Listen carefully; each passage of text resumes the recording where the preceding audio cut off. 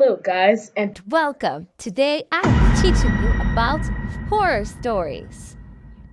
So, a horror story is a narrative, often a story, movie, or book, designed to evoke feelings of fear, dread, and unease, often through supernatural or disturbing elements.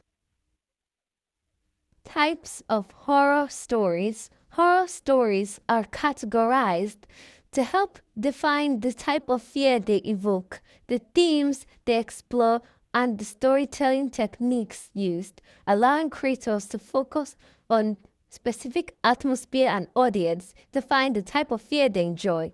Categories such as psychological horror, supernatural horror, body horror, and so on each offer distinct experiences from psychological tension to gory violence, eerie atmosphere, of supernatural encounters. These categories not only guide creators in crafting their narrative, but also set audience expectations, enabling them to choose stories based on their preferred style of terror.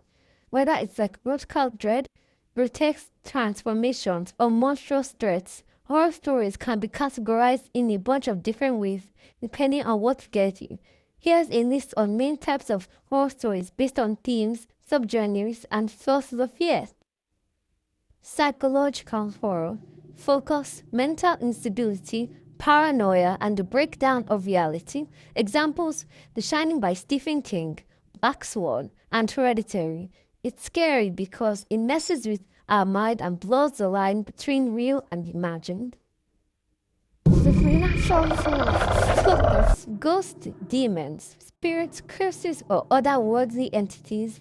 Examples: The Conjuring, The Exorcist, and The Haunting of Hill House.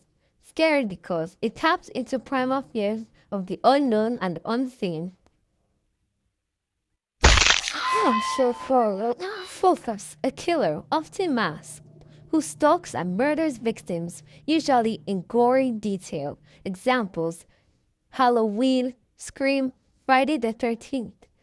It's scary because it's brutal, bloody, and there's often no escape. Monster horror focus creatures like vampires, werewolves, zombies, aliens, and etc. Examples: Alien, The Thing, A Quiet Place, and Train to Busan. It's scary because these things aren't human and they usually can't be reasoned with. Body horror focus the distortion, mutilation, or transformation of the body. Examples: The Fly, Tusk, and Annihilation. It's scary because it hits our fear of losing control over our own bodies. Cosmic horror focus the terror of the unknowable and insignificance of humanity. Examples: works by H.P. Lovecraft, The Mist, and Event Horizon. It's scary because it's about the fear of the infinite, incomprehensible, and uncontrollable.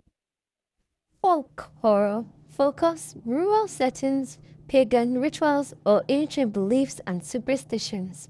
Examples: The Wicker Man, Midsummer, and The Witch.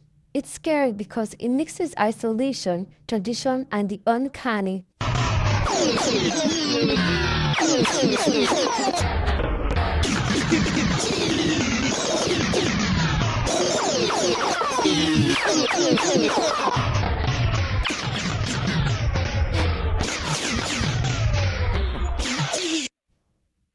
Apocalyptic or post-apocalyptic horror focus the end of the world or life after a major catastrophe.